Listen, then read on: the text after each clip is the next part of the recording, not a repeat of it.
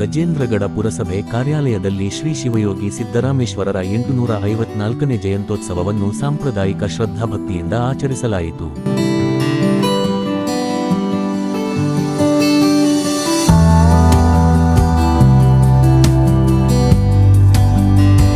ಈ ಸಂದರ್ಭದಲ್ಲಿ ಶ್ರೀ ಸಿದ್ದರಾಮೇಶ್ವರರ ಭಾವಚಿತ್ರಕ್ಕೆ ಪೂಜೆ ಸಲ್ಲಿಸಿ ಗೌರವ ನಮನಗಳು ಸಲ್ಲಿಸಲಾಯಿತು. ಕಾರ್ಯಕ್ರಮದಲ್ಲಿ ಮಾತನಾಡಿದ ಎಸ್.ಎಫ್. ಕರಿದುರ್ಗ ಅವರು, ಸಿದ್ದರಾಮೇಶ್ವರರ ತತ್ವಶಿಕ್ಷಣಗಳು ಸಮಾಜವನ್ನು ನೈತಿಕ ಬದುಕಿನತ್ತ ಕರೆದೊಯ್ಯುತ್ತವೆ. ಹಾದಿ ತಪ್ಪುತ್ತಿರುವ ಯುವ ಪೀಳಿಗೆಗೆ ಅವರ ಸಂದೇಶಗಳು ಮಾರ್ಗದರ್ಶನವಾಗಿವೆ ಎಂದರು. ಹಿರಿಯರಾಗಿರ್ತಕ್ಕಂಥ ಮಾರ್ತಪ್ಪಣ್ಣವರು ಕಲ್ಲೋಡ್ರವರೇ, ಶರಣಪ್ಪ ಚಳಿಗಿರಿಯವರೇ,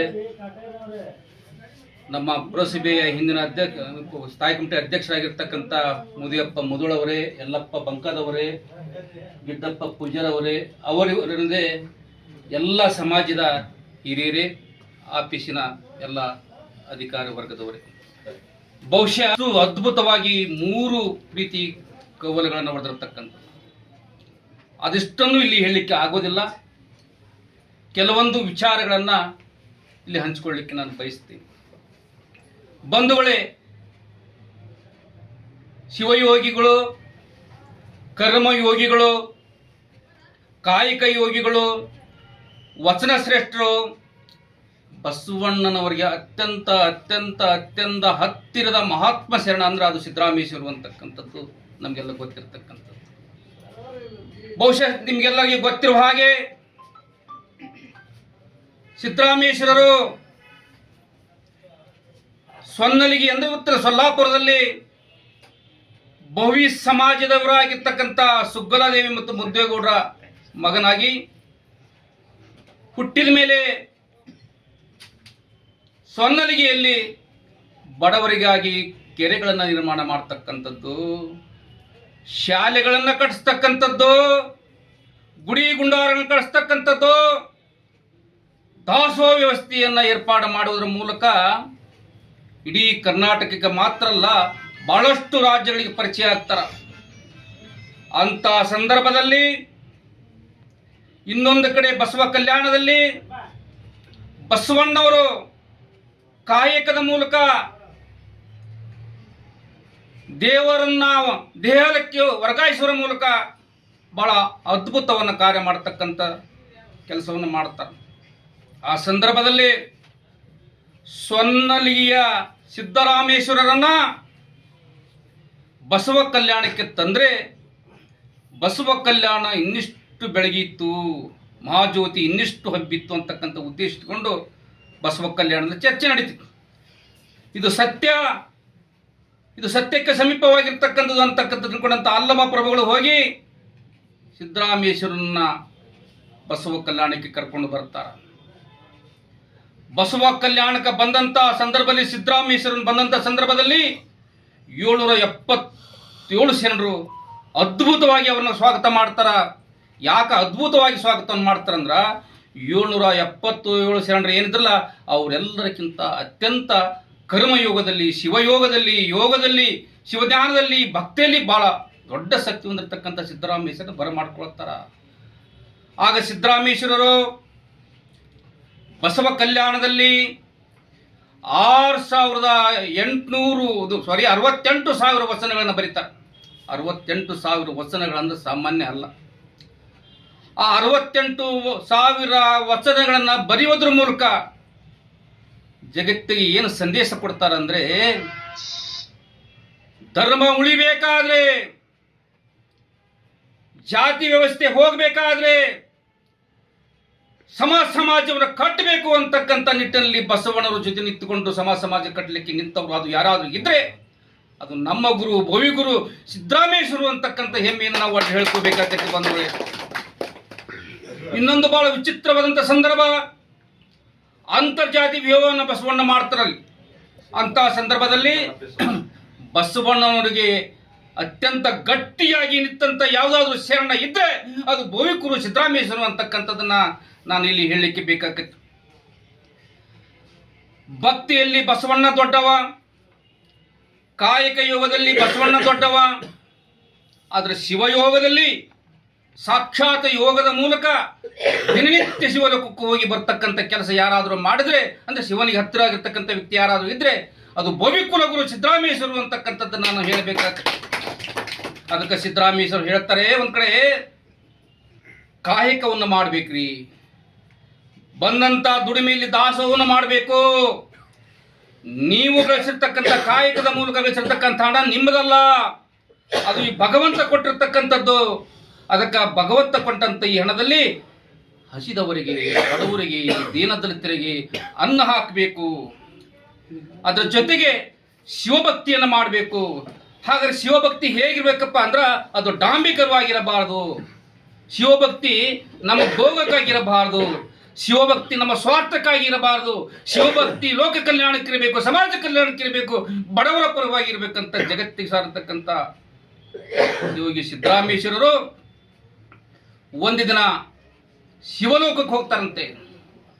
ಶಿವಲೋಕಕ್ಕೆ ಹೋದಂತ ಸಂದರ್ಭದಲ್ಲಿ, ಇಲ್ಲ ಸಿದ್ದರಾಮೇಶ್ವರ, ಮೊನ್ನೆ ಬಸವಣ್ಣ ಇಲ್ಲಿಗೆ ಬಂದಿದ್ದ. ಬಸವಣ್ಣ ಏನು ಬೇಡಿದಂದ್ರ, ಜನರು ಬಹಳ ಹಸಿವಿನಿಂದ ಬಳಲ್ತಾ ಇದ್ರ, ಅವ್ರಿಗೆ 3 ಹೊತ್ತು ಅನ್ನ ಹಾಕ್ಬೇಕಂತ ಕೇಳ್ಯಾನ. ಅದಕ್ಕೆ ಮುಂದೆ ಅವ ಏನಂದ್ರ, ನನ್ನನ್ನೇ ಇವತ್ತು ಬಸವನಾಗಿ ಮಾಡಿ ಉಳ್ತಕ್ಕಂಥ ಎತ್ತಾಗಿ ಮಾಡೋಂತ ಕೇಳ್ಕೊಂಡಾಗ ನಿನ್ನ ಉದ್ದೇಶ ಏನಂತ ಕೇಳ್ತಾರಂತ ಸಿದ್ದರಾಮೇಶ್ವರನ. ಬಸವಣ್ಣವ್ರು ಹೇಳಿದ್ದು ಸತ್ಯ ಐತಿ, ಸಾಕ್ಷಾತ್ ಬಸವಣ್ಣ ಹೇಳ್ತಕ್ಕ ಸತ್ಯ ಐತಿ. ಅದಕ್ಕೆ ಭೂಲೋಕದೊಳಗ ಕೃಷಿ ಅಂತಕ್ಕಂಥ ಹುಟ್ಟಬೇಕು, ಭೂಲೋಕದೊಳಗ ಬಸವಣ್ಣ ಎತ್ತಾಗಬೇಕು, ಅದಕ್ಕೆ ನಾನು ಸಾರ್ಥಿ ಆಗ್ತೀನಿ ಅಂತ ಹೇಳಿ ಅನ್ನ ಹಾಕ್ಲಿಕ್ಕೆ ಶಿವನಿಗೆ ಯಾರಾದ್ರೂ ಹೇಳ್ತಕ್ಕಂಥ ಇನ್ನೊಬ್ಬ ಇದ್ರ ಅದು ಸಿದ್ದರಾಮೇಶ್ವರ ಅಂತಕ್ಕಂಥದ್ದನ್ನ ಈ ಸಂದರ್ಭದಲ್ಲಿ ಹೇಳಿಕೆ ನಾನು ಬಯಸ್ತೀನಿ. ಬಂಧುಗಳೇ, ಇವತ್ತು ಸಮಾಜ ಬಾಂಧವರು ಬಹಳಷ್ಟು ಜನ ಅದರಲ್ಲಿ. ಇವತ್ತು ಮಾನ್ಯ ತಹಸೀಲ್ದಾರರು ಅದರ ವಚನಗಳನ್ನು ನಾವು ನೋಡ್ತಾ ಹೋದ್ರೆ ಬಹಳ ರೋಮಾಂಚನಿಕವಾಗಿರ್ತಕ್ಕಂಥ ವಚನವನ್ನು ಸಿದ್ದರಾಮೇಶ್ವರ ಬರತಕ್ಕಂಥದ್ದು, ಸಮಾಜದ ಕಳೆ ಇಟ್ಟುಕೊಂಡತಕ್ಕಂಥ ಬರತಕ್ಕಂಥದ್ದು, ಲೋಕ ಕಲ್ಯಾಣಕ್ಕಾಗಿ ವಚನಗಳು ಬರತಕ್ಕಂಥದ್ದು. ಅಂಥದ್ರಲ್ಲಿ ಕೆಲವೊಂದು ವಚನಗಳನ್ನು ನಿಮ್ಗೆ ಹೇಳಿಕ್ಕೆ ಬಯಸ್ತೀನಿ. ಅವತ್ತಿನ ಸಂದರ್ಭದಲ್ಲಿ ಹೆಣ್ಣು ಮಕ್ಕಳನ್ನ ಕೀಳಾಗಿ ಕಾಣ್ತಾ ಇದ್ರು. ಅವತ್ತಿನ ಸಂದರ್ಭದಲ್ಲಿ ಹೆಣ್ಣು ಮಕ್ಕಳಿಗೆ ಯಾವುದೇ ಕಾರ್ಯಕ್ರಮಕ್ಕೆ ಹೋಗ್ಲಿಕ್ಕೆ ಅವಕಾಶ ಇರಲಿಲ್ಲ. ಅಂತ ಸಂದರ್ಭದಲ್ಲಿ ಸಿದ್ದರಾಮೇಶ್ವರ ಹೇಳ್ತಾರ, ಹೆಣ್ಣಲ್ಲ, ಹೆಣ್ಣು ಬರೀ ಹೆಣ್ಣಲ್ಲ, ಹೆಣ್ಣು ಕೇವಲ ರಾಕ್ಷಸ ಅಲ್ಲ, ಹೆಣ್ಣು ಸಾಕ್ಷಾತ್ ಕಪಿಲ ಸಿದ್ಧ ಮಲ್ಲಿಕಾರ್ಜುನೋಡ ಅಂತ. ಅಂದ್ರೆ ಹೆಣ್ಣಂದ್ರೆ ದೇವರದು. ಯಾವ ಮನೆಯಲ್ಲಿ ಹೆಣ್ಣನ್ನು ನೀವು ಪೂಜಿಸೋದಿಲ್ಲ, ಯಾವ ಮನೆಯಲ್ಲಿ ಹೆಣ್ಣಿಗೆ ಗೌರವ ಕೊಡೋದಿಲ್ಲ, ಆ ಮನೆ ನಾಶ ಆಗುತ್ತೆ. ಅದಕ್ಕೆ ಹೆಣ್ಣನ್ನು ಬಹಳ ಗೌರವದಿಂದ ಕಾಣಬೇಕು. ಯಾಕಂದ್ರೆ ಈ ಜಗತ್ತು ಸೃಷ್ಟಿಯಾಗಿರ್ತಕ್ಕಂಥದ್ದು ಹೆಣ್ಣಿನಿಂದ. ಹೆಣ್ಣು ಅಷ್ಟೇ, ಗಂಡು ಅಷ್ಟೇ. ಅದಕ್ಕೆ ಪುರುಷ ಸಮುದಾಯದವರು ನೀವು ಹೆಣ್ಣನ್ನು ಕೀಳಕ್ಕೆ ಕಾಣಬಾರ್ದು ಅಂತಕ್ಕಂಥ ಜಗತ್ತಿಗೆ ಸಂದೇಶ ಕೊಟ್ಟಿರ್ತಕ್ಕಂಥವ್ರಲ್ಲಿ ಬಸವಣ್ಣವರು ಬಿಟ್ಟರೆ 2ನೇ ಸ್ಥಾನವೇ ಅದು ಸಿದ್ದರಾಮೇಶ್ವರ ಅಂತಕ್ಕಂಥದ್ದನ್ನ ನಾನು ಹೇಳಲಿಕ್ಕೆ ಬಯಸ್ತೀನಿ. ಅದೇ ಸಂದರ್ಭದಲ್ಲಿ ಜಾತಿ ವ್ಯವಸ್ಥೆ ಬಹಳ ಇತ್ತು, ಬಹಳ ಏನಿತ್ತು, ಇವತ್ತಿಗೂ ಗೊತ್ತಾಗತ್ತೆ. ಅವತ್ತು ಹೇಗಿರ್ಬೋದು ಅಂತಕ್ಕಂಥ ನೀವೆಲ್ಲ ಉಲ್ಲೇಖ ಮಾಡ್ರಿ. ಜಾತಿ ವ್ಯವಸ್ಥೆ, ಕೆಳವರ್ಗದವರು, ಮಧ್ಯವರ್ಗದವರು, ಮೇಲಂತಕ್ಕಂಥ ಜಾತಿ ವ್ಯವಸ್ಥೆ ಇದ್ದಂಥ ಸಂದರ್ಭದಲ್ಲಿ ಅದನ್ನ ಬೇರೆ ಸಮೇತ ಕಿತ್ತು ಹಾಕಬೇಕಂತಕ್ಕಂಥ ಪಣ ತೊಟ್ಟಿರ್ತಕ್ಕಂಥ ಬಸವಣ್ಣವರಿಗೆ ಬಲಗಾಗಿ ನಿಂತಿರ್ತಕ್ಕಂಥವ್ರು ಯಾರಾದ್ರೂ ಇದ್ರೆ ಅದು ಸಿದ್ದರಾಮೇಶ್ವರ ಅಂತಕ್ಕಂಥ ಮಾತು ಹೇಳಿ ಬಹಳಷ್ಟು ನಾನು ಹೇಳಲಿಕ್ಕೆ ಹೋಗಲ್ಲ. ಒಂದಿನ ಹೇಳಿಕ್ಕೆ ಬಯಸ್ತೀನಿ ನಮ್ಮ ಸಮಾಜದವರಿಗೆ, ದೇವರು ಅಂತಕ್ಕಂಥದ್ದು ಸುಳ್ಳು. ದೇವರು ಇರುವುದಾದ್ರೆ ಒಬ್ಬನೇ ಭಗವಂತ, ಪರಮಾತ್ಮ, ಶಿವ. ಅವನಿಗೆ ತಂದೆ ಇಲ್ಲ, ತಾಯಿ ಇಲ್ಲ, ಹೆಣ್ಣು ಇಲ್ಲ, ಅವನಿಗೆ ತಾಯಿ ಇಲ್ಲ, ಬಂಧು ಇಲ್ಲ, ಬಳಗಿಲ್ಲ, ಹೆಂಡತಿ ಇಲ್ಲ, ಮಕ್ಕಳಿಲ್ಲ, ಯಾರಿಲ್ಲ. ಅವ್ನಿಗೆ ಹಸು ಬೇಕಾಗಿಲ್ಲ, ಎತ್ತೆ ಬೇಕಾಗಿಲ್ಲ, ಹೋಮ ಬೇಕಾಗಿಲ್ಲ. ಅವ್ನಿಗೆ ಬೇಕಾಗಿರ್ತಕ್ಕಂಥದ್ದು ದೃಢವಾಗಿರ್ತಕ್ಕಂಥ ಭಕ್ತಿ, ಅವನು ನಿರಾಕರವಾಗಿರ್ತಕ್ಕಂಥದ್ದನ್ನ. ಇದೆಲ್ಲ ಜಗತ್ತು ಶಿವಮಯವಾಗಿರ್ತಕ್ಕಂಥದ್ದು. ಅದಕ್ಕೆ ನಾವು ಕಲ್ಲು ಮಣ್ಣು ದೇವರನ್ನು ಪೂಜಿಸಿ ಬಿಟ್ಟು ಆತ್ಮದ ಮೂಲಕ, ದೇಹದ ಮೂಲಕ, ಇಷ್ಟಲಿಂಗದ ಮೂಲಕ ನಾವೆಲ್ಲರೂ ಏನು ಮಾಡೋಣ ಅಂದ್ರೆ ಭಕ್ತಿಪೂರ್ವಕವಾಗಿ, ಸದೃಢ ಭಕ್ತಿಪೂರ್ವಕವಾಗಿ, ಶ್ರದ್ಧಾ ಭಕ್ತಿಪೂರ್ವಕವಾಗಿ ಆ ಭಗವಂತನನ್ನು ನಾವು ಸ್ಮರಿಸೋಣ ಅಂತಕ್ಕಂಥ ಬಸವಣ್ಣ ಇದು ಸಿದ್ದರಾಮೇಶ್ವರ ಕೊಟ್ಟಿರ್ತಕ್ಕಂಥ ಮಾತುಗಳನ್ನು ಹೇಳಿ ಕೊನೆಯದಾಗಿ ಒಂದು ಮಾತು ಹೇಳ್ತೀನಿ. ನಮ್ಮ ಜನ ಬಡ ಜನ ಸರ್, ನಮ್ಮ ಜನ ಬಡ ಜನ, ಭವಿ ಜನ, ನಂಬಿಕೆಯಸ್ಥ ಜನ, ನಂಬಿದವರಿಗೆ ಅನ್ಯಾಯ ಮಾಡಿರ್ತಕ್ಕಂಥ ಜನ, ದ್ರೋಹ ಮಾಡಿರ್ತಕ್ಕಂಥ ಜನ ಅಲ್ಲ. ಇವರ ಕೆಲಸ ಕಾಯಕವಾಗಿ ಸಿದ್ದರಾಮೇಶ್ವರ ಮಾಡತಕ್ಕಂಥ ಕೆರೆ ಕಟ್ಟತಕ್ಕಂಥದ್ದು, ಮನೆ ಕಟ್ಟತಕ್ಕಂಥದ್ದು, ರಸ್ತೆ ಕಟ್ಟತಕ್ಕಂಥದ್ದು. ಅದಕ್ಕೆ ಇವತ್ತಿನ ಸಂದರ್ಭದಲ್ಲಿ ಒಂದು ಹೇಳಲೇಬೇಕು. ಇವತ್ತು ರಾಜ್ಯ ಸರ್ಕಾರಕ್ಕೆ, ಕೇಂದ್ರ ಸರ್ಕಾರಕ್ಕೆ, ಜಗತ್ತಿನಲ್ಲಿ ಮನೆ ಕಟ್ಟಿ, ರಸ್ತೆ ನಿರ್ಮಿಸಿ, ಕೆರೆ ನಿರ್ಮಿಸಿ, ಬಾವಿ ನಿರ್ಮಿಸಿ, ಎಲ್ಲ ಆಣೆಕಟ್ಟು ಕಟ್ಟಿರ್ತಕ್ಕಂಥವ್ರು ನಮಗೆ ಮೀಸಲಾತಿಯನ್ನು ಇನ್ನೂ ಹೆಚ್ಚಿನ ಪ್ರಮಾಣದಲ್ಲಿ ಕೊಡಬೇಕಾಗಿತ್ತು. ಆದರೆ ಮೊನ್ನೆ ಸರ್ಕಾರ, ಇವತ್ತು ಸಿದ್ದರಾಮಯ್ಯ ಸರ್ಕಾರ ನಮ್ಮ ಮೀಸಲಾತಿ ನಮ್ಗೆ ಅನ್ಯಾಯ ಆಗಿದೆ. ಯಾಕಂದ್ರೆ ಇವತ್ತಿನ ಸಂದರ್ಭದಲ್ಲಿ ಸಿದ್ದರಾಮಯ್ಯ ಜಯಂತಿ ನಾವು ಖಂಡನೆ ಮಾಡಲೇಬೇಕಾಗತ್ತೆ. ಅದಕ್ಕೆ ನಮ್ಮ ಶಾಪ, ಯಾರ ನಮಗೆ ಅನ್ಯಾಯ ಮಾಡೋದು ಬಿಡೋದಿಲ್ಲ ಅಂತಕ್ಕಂಥ ಮಾತು ಹೇಳಿ ಕೊನೆಯದಾಗಿ ನಮ್ಮ ಸಮಾಜಕ್ಕೆ ಮತ್ತು ಸಕಲ ಸಮಾಜಕ್ಕೆ ಬಸವಣ್ಣವರು ಹೇಗಿದಾರ ಹಾಗೆ ಇವತ್ತು ಸಿದ್ದರಾಮೇಶ್ವರ ನಮ್ಮವರು ಅವರೊಂದು ಜಾತಿಗೆ ಸೀಮಿತ ಮಾಡೋದು ಬೇಡ. ಸಿದ್ದರಾಮೇಶ್ವರ ಕೇವಲ ಒಡ್ಡಷ್ಟ ಸೀಮಿತ ಪೂಜೆ ಮಾಡೋದಿಲ್ಲ, ಲಿಂಗಾಯತರ ಪೂಜೆ ಮಾಡ್ತಾರೆ, ಲಿಂಗೇತರೇತರ ಪೂಜೆ ಮಾಡ್ತಾರೆ. ಅದಕ್ಕೆ ಆ ಭಗವಂತರಾಗಿರ್ತಕ್ಕ ಶಿವಸ್ವರೂಪಿರ್ತಕ್ಕಂಥ ಶಿವಯೋಗಿರ್ತಕ್ಕಂಥ ಸಿದ್ದರಾಮೇಶ್ವರರು ನಮ್ಮ ಸಮಾಜಕ್ಕೆ ಮತ್ತು ಇದರ ಎಲ್ಲ ಸಮಾಜಕ್ಕೂ ಮಳೆ ಬೆಳೆ ನೀಡಿ ಸುಖ ಸಮೃದ್ಧವಾಗಿ ಇಡ್ಲಿ ಅಂತಕ್ಕಂಥ ರೀತಿಯಲ್ಲಿ ಒಬ್ಬ ಸಾಹಿತ್ಯಿಗೆ ನಿಮ್ಮ ಮನೆಮಗನಾಗಿ ಇವತ್ತು ಜಯಂತಿ ಸಂದರ್ಭದಲ್ಲಿ ನಾನು ಪ್ರಾರ್ಥನೆ ಮಾಡ್ತೀನಿ. ಪುರಸಭೆ ಮುಖ್ಯಾಧಿಕಾರಿ ಬಸವರಾಜ್ ಬಳಗಾನೂರ ಮಾತನಾಡಿ, ಶ್ರದ್ಧೆ, ಶ್ರಮ ಮತ್ತು ಸಮಾನತೆಯ ಸಂದೇಶ ನೀಡಿದ ಶಿವಯೋಗಿಯವರ ಉಪದೇಶಗಳು ಸದಾಕಾಲ ಪ್ರಸ್ತುತವೆಂದು ಹೇಳಿದರು. ಕಾರ್ಯಕ್ರಮದಲ್ಲಿ ಭೂವಿ ಸಮಾಜದ ಅಧ್ಯಕ್ಷ ಮಾರುತಿ ಕಲ್ಲೊಡ್ಡರ ಸೇರಿದಂತೆ ಹಲವಾರು ಗಣ್ಯರು ಉಪಸ್ಥಿತರಿದ್ದು ಜಯಂತಿ ಶಿವಯೋಗಿ ಸಿದ್ದರಾಮೇಶ್ವರ ಜಯಂತಿ ಅಂಗವಾಗಿ 854ನೇ ಜಯಂತ್ಯೋತ್ಸವ ಆಚರಣೆ ಮಾಡಲಾಗಿದೆ.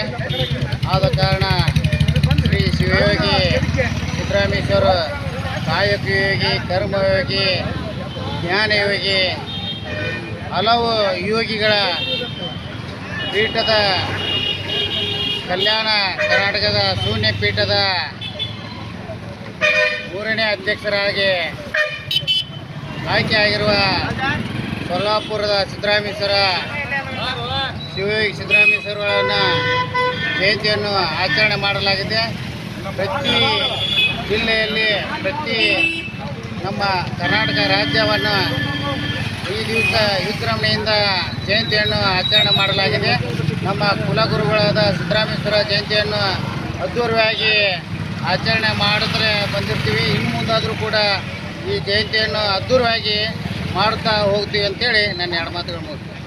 ಜಯಂತಿಯ ಶುಭಾಶಯಗಳನ್ನು ತಮ್ಮೆಲ್ಲರಿಗೂ ಹೇಳ್ತಾ, ಈವರೆಗೆ ಈ ಒಂದು ಸಂಕ್ಷಿಪ್ತ ಸರಳ ಸಮಾರಂಭದ ಪೂಜಾ ಕಾರ್ಯಕ್ರಮಕ್ಕೆ ಆಗಮಿಸಿರ್ತಕ್ಕಂಥ ಎಲ್ಲ ಸಮಾಜ ಬಂಧುಗಳು ಹಾಗೂ ಅಧ್ಯಕ್ಷರನ್ನ, ಪದಾಧಿಕಾರಿಗಳನ್ನು, ಎಲ್ಲ ಗಜೇಂದ್ರಗಳ ನಾಗರಿಕರನ್ನು ಈ ಸಂದರ್ಭದಲ್ಲಿ ನಾನು ಪ್ರಪ್ರಥಮವಾಗಿ ಅವರಿಗೆ ಸ್ವಾಗತವನ್ನು ಕೋರಿ, ಈ ಸಂದರ್ಭದಲ್ಲಿ ನಮ್ಮ ಕವಿಗಳು ಈಗಾಗಲೇ ಬಹಳ ಒಂದು ಸಿದ್ದರಾಮೇಶ್ವರರ ಬಗ್ಗೆ ವಿಸ್ತೃತವಾಗಿ ಬ್ರೀಫ್ ಆಗಿದ್ದರೂ ಕೂಡ ಅದು ಮನ ಮುಟ್ಟುವ ಹಾಗೆ ಅವರು ತಮ್ಮ ಒಂದು ಭಾಷಣದಲ್ಲಿ ವ್ಯಕ್ತಪಡಿಸಿದ್ದಾರೆ.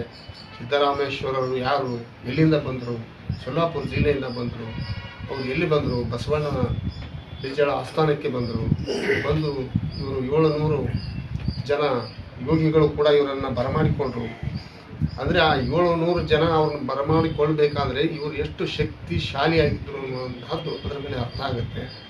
ಇಲ್ಲಿ ಭಕ್ತಿ, ಹಠಯೋಗಿ, ಯೋಗ, ಶಿವಯೋಗ, ಬೇರೆ ಬೇರೆ ಯೋಗದಲ್ಲಿ 100 ಥರದ ಯೋಗಗಳಿವೆ. ಅದರಲ್ಲಿ ಶಿವಯೋಗ ಅಂದರೆ ನಮಗೆ ಮೃತ್ಯುಂಜಯ ಅಂದರೆ ಯಾರು? ಶಿವನನ್ನು ನಾವು ಕುರಿತಾಗಿ ಅವನನ್ನು ನಾವು ದಿನನಿತ್ಯ ಪ್ರತಿದಿನ ಪೂಜೆ ಮಾಡಿದರೆ ಆ ಒಂದು ನಮಗೆ ಮೃತ್ಯು ದೂರ ಆಗ್ತದೆ ಅನ್ನುವಂಥ ಸಂದೇಶವನ್ನು ಸಾರಿದಂಥ ಒಬ್ಬ ಮಹಾ ವ್ಯಕ್ತಿ ಯಾರಾದರೂ ಇದ್ದರೆ ಅವರು ಈ ಸನ್ಮಾನ್ಯ ಸಿದ್ದರಾಮೇಶ್ವರರು ಅಂತ ಹೇಳಿದರೆ ಏನು ತಪ್ಪಾಗಲಿಕ್ಕಿಲ್ಲ. ಈ ಸಂದರ್ಭದಲ್ಲಿ ನಾನು ಹೇಳೋದು ಇಷ್ಟೇ ನಿಮಗೆ, ಯಾಕಂದರೆ ಈ ಒಂದು ಸಮಾಜ ಯಾವ ರೀತಿ ದೇಶದಲ್ಲೆಲ್ಲ ಈ ಒಂದು ಭೋವಿ ಸಮಾಜ ಎಲ್ಲ ಕಡೆ ಇದೆ. ಭೋವಿ ಸಮಾಜ ಈ ಸರ್ಕಾರದ ಯೋಜನೆಗಳಾಗಿರ್ಬೋದು, ಬೇರೆ ಬೇರೆದರಲ್ಲಿ ಮೀಸಲಾತಿಯಲ್ಲಾಗಿರ್ಬೋದು, ತಾವು ಪಡಿತಕ್ಕಂತಹ ಮೀಸಲಾತಿ ಇನ್ನೂ ನೀವು ನಿಮ್ಮ ಮಕ್ಕಳನ್ನು ಹೆಚ್ಚಿನ ಪ್ರಮಾಣದಲ್ಲಿ ವಿದ್ಯಾಭ್ಯಾಸ ಮಾಡಿಸ್ರಿ, ಅವರಿಗೆ ಒಳ್ಳೆಯ ಶಿಕ್ಷಣ ಕೊಡಿಸ್ರಿ, ಅವ್ರಿಗೆ ಒಳ್ಳೆಯ ಹಾಸ್ಟೆಲ್ಗಳಿದೆ, ಹಾಸ್ಟೆಲ್ಗಳಿಗೆ ಬಿಟ್ಟು ಅವ್ರನ್ನ ಪ್ರಜ್ಞಾವಂತ ನಾಗರಿಕರನ್ನಾಗಿ ಮಾಡಿಸ್ರಿ. ಅಂದಾಗ ಮಾತ್ರ ಆ ಸಮಾಜಕ್ಕೆ ಮತ್ತು ಆ ಸಿದ್ದರಾಮೇಶ್ವರ ಅವರಿಗೆ ನಾವು ಬೆಲೆ ಕೊಟ್ಟಂತೆ ಆಗುತ್ತೆ. ಯಾಕಂದರೆ ನಿಮ್ಮ ಸಮಾಜದಲ್ಲಿ ಉನ್ನತ ಹುದ್ದೆಗಳಿಗೆ ಹೋಗಿರ್ತಕ್ಕಂಥದ್ದು ಬೆರಳಿಕೆ ಅಷ್ಟು ಮಾತ್ರ. ಇವತ್ತು ನಮ್ಮ ಸ್ಪರ್ಧಾ ಯುಗದಲ್ಲಿ ನೀವು ಇವತ್ತಿನ ದಿವಸ ನಿಮ್ಮ ಮಕ್ಕಳನ್ನು ಒಳ್ಳೆ ಚೆನ್ನಾಗಿ ಓದಿಸಿದರೆ ಒಬ್ಬರು ಜಿಲ್ಲಾಧಿಕಾರಿ ಆಗ್ಬೋದು, ನಾನಾಗಿ ತಹಶೀಲ್ದಾರ್ ಆಗ್ಬೋದು, ಅಥವಾ ಬೇರೆ ಬೇರೆ ವಿಭಾಗಗಳಲ್ಲಿ ಅವರು ಉನ್ನತ ಅಧಿಕಾರಿಗಳು ಆಗೋದಕ್ಕೆ ಸಾಧ್ಯ ಇದೆ. ಹಾಗಾಗಿ ನಾನು ಮೊದಲಲ್ಲಿ ತಮ್ಮಲ್ಲಿ ವಿನಂತಿ ಮಾಡ್ಕೊಳ್ಳೋದು ಏನಂದರೆ, ನೀವು ನಿಮ್ಮ ಮಕ್ಕಳನ್ನು ಶಾಲೆಗೆ ಬಿಡಿಸಬೇಡಿ, ಶಾಲೆಗೆ ಕಲಿಸಿ ಅವ್ರನ್ನ ಒಳ್ಳೆಯ ಬುದ್ಧಿಯನ್ನು ಕೊಡಿ. ಒಳ್ಳೆಯ ಬುದ್ಧಿಯನ್ನು ಕೊಟ್ಟರೆ ಈ ಒಂದು ದಿನಾಚರಣೆಯನ್ನು ಆಚರಣೆ ಮಾಡಿದ್ದಕ್ಕೂ ಕೂಡ ಸಾರ್ಥಕ ಆಗ್ತದೆ ಅನ್ನುವಂಥ ಮಾತನ್ನು ಈ ಸಂದರ್ಭದಲ್ಲಿ ನಾನು ಹೇಳ್ತಾ, ಮತ್ತು ನಾವು ಪ್ರತಿ ವರ್ಷ ಗೃಹ ಸರ್ಕಾರದ ಆದೇಶಂತೆ ಈ ದಿನಾಚರಣೆಯನ್ನು ಮಾಡ್ತಾ ಇದ್ದೀವಿ. ಮತ್ತೆ ಮುಂದಿನ ವರ್ಷ 14ನೇ ತಾರೀಕು ಇಲ್ಲ 15ನೇ ತಾರೀಕು, 14ನೇ ತಾರೀಕೆ ಅದು ಫಿಕ್ಸ್, 14ನೇ ತಾರೀಕು ಮಾಡ್ತೀವಿ. ಒಂದು ವರ್ಷ ನಾವು ಮತ್ತೆ ಬಿಟ್ಬಿಡ್ತೀವಿ. ಒಂದು ವರ್ಷ ಸಿದ್ದರಾಮೇಶ್ವರರು ಯಾರು, ನಾವು ಯಾರು, ನೀವು ಯಾರು. ಇದು ಈ ಪದ್ಧತಿ ಆಗಬಾರ್ದು. ನೀವು ಏನು ಮಾಡಿರಿ ಅಂದರೆ ನನ್ನ ಒಂದು ಮನವಿ, ಪ್ರತಿ ತಿಂಗಳ ಒಂದು ವರ್ಕ್ಶಾಪ್ ಟೈಮ್, ಪ್ರತಿ ತಿಂಗಳ ನಾನೇನು ಆಫೀಸ್ದಲ್ಲಿ ಅಂತಲ್ಲ, ನಿಮ್ಮ ಒಂದು ಮಂಗಲ ಭವನ ಇರ್ಬೋದು, ಅಥವಾ ಅಂಬೇಡ್ಕರ್ ಭವನ ಇರ್ಬೋದು, ಅಥವಾ ಇನ್ಯಾವುದೋ ಒಂದು ಕಟ್ಟಡ ಇರ್ಬೋದು, ಆ ಕಟ್ಟಡದಲ್ಲಿ ಈ ವಿಷಯಗಳ ಕುರಿತು ಸಮಗ್ರವಾಗಿ ನಮ್ಮ ಕವಿಗಳು ಏನು ವಿಸ್ತೃತವಾಗಿ ಮಾತನಾಡಿದರು, ಒಂದು 2-3 ತಾಸು ಇದರ ಬೋಧನೆಗಳನ್ನು, ಅಂದರೆ ನಿಮ್ಮ ಸಮಾಜಕ್ಕೆ ಅಷ್ಟೇ ಅಲ್ಲ, ಎಲ್ಲ ಸಮಾಜಗಳನ್ನು ಒಳಗೊಂಡಂತೆ ಒಂದು 2 ತಾಸು 3 ತಾಸು ಅವರಿಗೆ ನಾವು ಅವರು ಬರೆದಿರ್ತಕ್ಕಂಥ ವಚನಗಳನ್ನು ಅವ್ರ ಮುಂದೆ ನಾವು ಹೇಳಿದರೆ ಅವರು ಕೂಡ ಬಹುಶಃ ಬದಲಾಗ್ತಾರೆ. ನಾವು ಏನಂದರೆ ಈಗ ಬರೀ ಸಿದ್ದರಾಮೇಶ್ವರ ಅಂದರೆ ಸಿದ್ದರಾಮೇಶ್ವರ ಪೂಜೆ ಮಾಡ್ತೀವಿ, ಹೋಗ್ಬಿಡ್ತೀವಿ. ಸಿದ್ದರಾಮೇಶ್ವರರು ಏನು ಮಾಡಿದ್ರಂತ ಯಾರಿಗೂ ಗೊತ್ತಿಲ್ಲ ಸರಿಯಾಗಿ.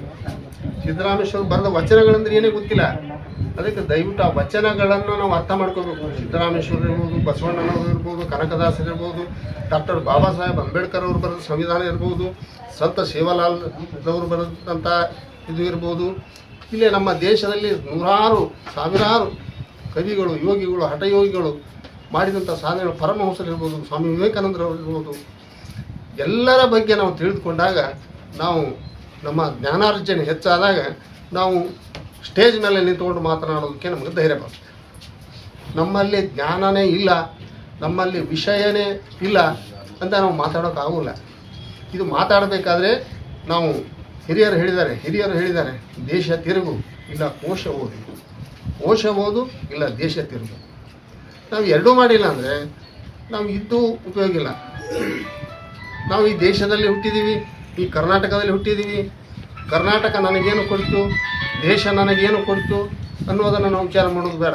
ದೇಶಕ್ಕಾಗಿ ನಾವೇನು ಕೊಟ್ವಿ, ಕರ್ನಾಟಕಕ್ಕಾಗಿ ನಾವೇನು ದುಡಿದ್ವಿ, ನಮ್ಮ ಸಮಾಜದ ಏಳಿಗೆಗಾಗಿ ನಾವು ಏನು ಮಾಡಿದ್ವಿ ಅನ್ನುವಂಥದ್ದನ್ನು ನಾವು ಈಗ ತಿಳ್ಕೊಬೇಕಾಗ್ತದೆ. ಅದಕ್ಕೆ ದಯವಿಟ್ಟು ಎಲ್ಲರೂ ಕೂಡ ಈ ಒಂದು ನಾನೇನೊಂದು ಮನವಿ ಮಾಡಿದ್ದೀನಿ, ಈ ಮನವಿಗೆ ಕೂಡ ನಾನು ಕೂಡ ನಿಮ್ಮ ಸಭೆಯಲ್ಲಿ ಭಾಗವಹಿಸ್ತೀನಿ. ಬಂದು ನನಗೆ ತಿಳಿದ ಮಟ್ಟಿಗೆ ನಾನು ಹೇಳ್ತೀನಿ ಅಲ್ಲೇ ಇದು ಮಾಡಿದರೆ ಒಂದು ಜಾಗೃತಿ ಅಭಿಯಾನ ಆದಂತೆ ಆಗುತ್ತೆ ಅನ್ನುವಂಥ ಮಾತನ್ನು ಹೇಳ್ತಾ, ಈ ಸಂದರ್ಭದಲ್ಲಿ ನಾನು ಸಮಾಜ ಬಂಧುಗಳಿಗೆ ಒಂದು ಭರವಸೆಯನ್ನು ಕೊಡೋದಕ್ಕೆ ಇಷ್ಟಪಡ್ತೀನಿ. ಏನಂದರೆ, ನಾವು ಈ ತಹಸೀಲ್ ಕಾರ್ಯಾಲಯದಲ್ಲಿ ಒಂದು ಸಂಕ್ಷಿಪ್ತ ಸರಳ ಪೂಜಾ ಸಮಾರಂಭವನ್ನು ಮಾಡಿದ್ವಿ. ಆದರೆ ಮುಂದಿನ ವರ್ಷ ಬಹುಶಃ ನಮ್ಮದು ಹೊಸ ನೂತನ ಪ್ರಜಾಸೌಧ ನಿರ್ಮಾಣಗೊಂಡು 9 ತಿಂಗಳ ಗಡುವು ಇರೋದರಿಂದ ಉದ್ಘಾಟನೆ ಆಗುವ ಎಲ್ಲ ಅವಕಾಶಗಳಿದೆ. ಹಾಗಾಗಿ ನಾವು ಅಲ್ಲಿ ಅತ್ಯಂತ ಅದ್ಧೂರಿಯಾಗಿ ಇವು ಕೆಲವೊಂದಿಷ್ಟು ನ್ಯೂನ್ಯತೆಗಳನ್ನು ನನಗೆ ಅಧ್ಯಕ್ಷರು ಮಾರ್ಮಿಕವಾಗಿ ಸೂಕ್ಷ್ಮವಾಗಿ ಹೇಳಿದ್ದಾರೆ. ಆ ರೀತಿ ಯಾವುದೇ ನಡೆಯದಂತೆ ಅಚಾತುರ್ಯಗಳು ಆಗಿರ್ಬೋದು, ಅಥವಾ ನೆನಪು ಇಲ್ಲದೇ ಆಗಿರ್ಬೋದು, ಅಂಥವುಗಳನ್ನೆಲ್ಲ ಸರಿಪಡಿಸಿ ಎಲ್ಲ ಜಯಂತಿಗಳನ್ನು ನಾನು ಈ ಸಿದ್ದರಾಮೇಶ್ವರ ಜಯಂತಿ ಅಂತಲ್ಲ, ಎಲ್ಲ ಜಯಂತಿಗಳನ್ನು ಕೂಡ ನಾವು ಆ ಒಂದು ನೂತನ ಪ್ರಜಾಸೌಧದಲ್ಲಿ ಅತ್ಯಂತ ಅದ್ಧೂರಿಯಾಗಿ ಮಾಡೋಣ ಅನ್ನುವಂಥ ಮಾತನ್ನು ಈ ಸಂದರ್ಭದಲ್ಲಿ ಹೇಳ್ತಾ, ನನಗೆ ಅಧ್ಯಕ್ಷ ಸ್ಥಾನವನ್ನು ವಹಿಸಿ ಒಂದೆರಡು ಮಾತನಾಡಲು ಅವಕಾಶ ಕೊಟ್ಟಿರ್ತಕ್ಕಂಥ ಎಲ್ಲ ಸಮಾಜ ಬಂಧುಗಳಿಗೆ ನನ್ನ ನಮಸ್ಕಾರಗಳನ್ನು ಸಲ್ಲಿಸಿದ್ದೇನೆ. ಸಿದ್ದರಾಮಯ್ಯ